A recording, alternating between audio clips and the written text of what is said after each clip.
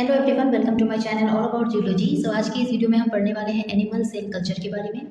Animal cell culture जो है ये एक टाइप का कल्चर सिस्टम होता है या बोल सकते हो टेक्निक होता है, जहाँ पर क्या होता है कि सेल को कल्चर करवाया जाता है फर्दर स्टडी के लिए। ठीक है, सेल के स्टडी के लिए जो है सेल्स किसी भी ऑर्गेन से आइसोलेट किया जाता है, जिससे क्या होता है कि वो सारी सेल्स कल्चर मीडिया के हेल्प से कल्चर करवाया जाता है। हमें पता है कि कल्चर मीडिया में कई सारे न्यूट्रिएंट्स होते हैं जो सेल को हेल्प करते हैं ग्रो होने में।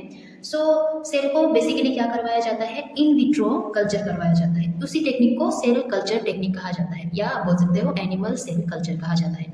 सो यहाँ पर जो है हमें प्राइमरी कल्चर पढ़ना होगा। प्राइमरी कल्चर क्या होता है कि ये डायरेक्टली किसी भी ऑर्गेन से जो हमें मतलब जो पार्टिकुलर सेल हमें स्टडी करनी है वो क्या करना है कि उस ऑर्गेन से सेल को आइसोलेट करना है और क्या करना है कि कल्चर मीडिया में उसको ग्रो करवाना है, कल्चर करवाना है। ठीक है, सो इसी को प्राइमरी कल्चर बोलते हैं और इसके लिए सुइटेबल एनवायरनमेंट चाहिए होता है जो सेल को हेल्प करता है ग्रो होने में। ठीक है, सो इसका मेथड बेसिकली क्या होता है कि जो भी हमें सेल ग्रो करवाना है, जो भी सेल हमें स्टडी करनी है, उस सेल को क्या करना होता है, डायरेक्टली टिश्यू से या ऑर्गेन से आइसोलेट किया जाता है और सेल कल्चर में कल्चर करवाया जाता है या ग्रो करवाया जाता है, आप बोल सकते हो। ठीक है, इसका प्रोसेस है कि क्या करना है, टिश्यू को रिमूव करना है जिसके ऊपर हम स्टडी करना चाहते हैं उस एनिमल से। क्या करना है कि टिश्यू को आइसोलेट करना है या टिश्यू को रिमूव करना है। उसके बाद क्या करना है कि टिश्यू को चॉप करना है। ठीक है, उसके बाद उस टिश्यू में क्या करना है, एंजाइम देना है, जैसे कि मैंने यहाँ पर लिख के रखा हुआ है कोलेजिनेज। ठीक है, कई सारे एंजाइम होते हैं सेल कल्चर में यूज़ होते हैं। सो उसके बाद क्या करना है कि उस कल्चर मीडिया में न्यूट्रिशन देना है और कल्चर मीडिया में या बोल सकते हो कल्टीवेशन वेसल में क्या करना है कि उसको कल्चर करवाना है। ठीक है, सो प्राइमरी सेल कल्चर जो है उसका जो है लिमिटेड लाइफ स्पैन होता है। मतलब एक सेल जो है कल्चर करवाने के बाद वो क्या करेगा, एक टाइम में क्या करेगा कि वो अपना ग्रोथ जो है वो स्टॉप कर देगा, जिससे क्या होता है कि हमें सेल लाइन मिलता है और उस सेल लाइन का मतलब होता है कि जो सारे सेल ग्रो होंगे वो एक ग्रुप में होंगे, तो उसी ग्रुप को सेल लाइन कहा जाता है। सेल लाइन को अगेन सब कल्चर करवाया जाता है। सब कल्चर का मतलब होता है कि अब प्राइमरी सेल कल्चर से जो भी सारे सेल ग्रुप हमें मिले हैं वो अब दूसरे कल्चर मीडिया में ट्रांसफ़र करवाना पड़ता है फर्दर ग्रोथ के लिए। सो ये होता है primary cell culture. Primary cell culture को दो टाइप में डिवाइड किया गया है depending on the kind of cell in culture. ठीक है, अटैचमेंट कल्चर और सस्पेंशन कल्चर। अटैचमेंट से मतलब है कि सेल को अटैच करने के लिए कुछ सरफेस चाहिए होगा या सेल अटैच हो पाए इस तरीके का जो है एक कल्चर मीडिया चाहिए होगा।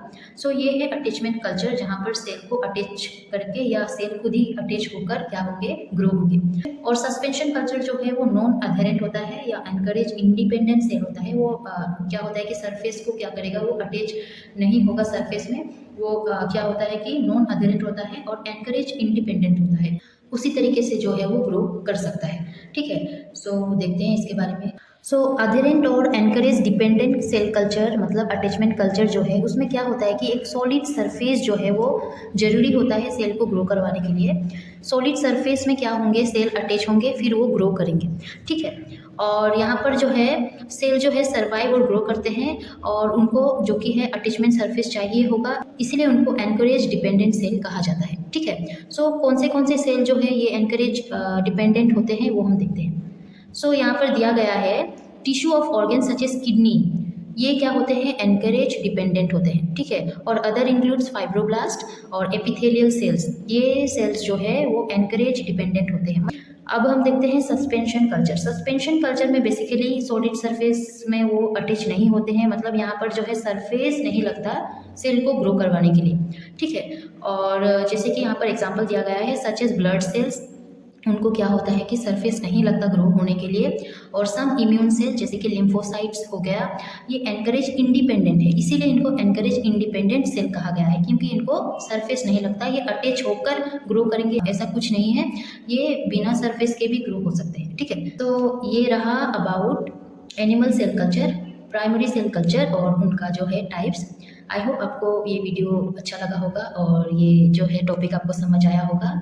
अगर ये वीडियो अच्छा लगा है और समझ आया है तो इस वीडियो को लाइक कीजिए, मेरे चैनल को सब्सक्राइब करना प्लीज़ मत भूलिएगा। टिल दिन पढ़ते रहिए, take care and bye bye.